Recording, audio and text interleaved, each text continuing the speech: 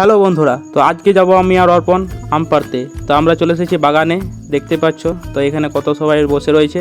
তো আমরা আজকে এখানে আম খাবো বলে এসেছি। তো আজকে খুব গরম পড়েছে তাই এলাম।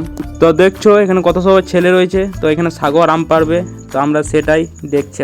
তো দেখতে পাচ্ছ আমাদের এখানে মা কালী মন্দির রয়েছে একটা বাগানের ভেতরে। তো সবাই কমেন্টে অবশ্যই জয় মা কালী লিখবে, তো মা সবারই মঙ্গল করবে। তো দেখো আমাদের এখানে আম পাড়া কমপ্লিট হয়ে গেছে।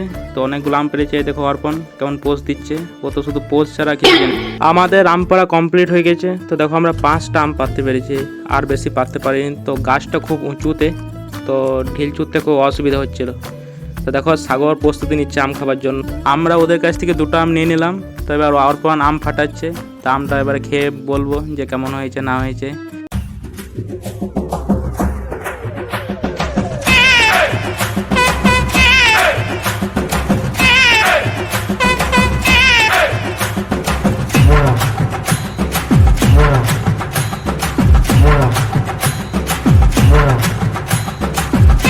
সুন্দর লাগছে।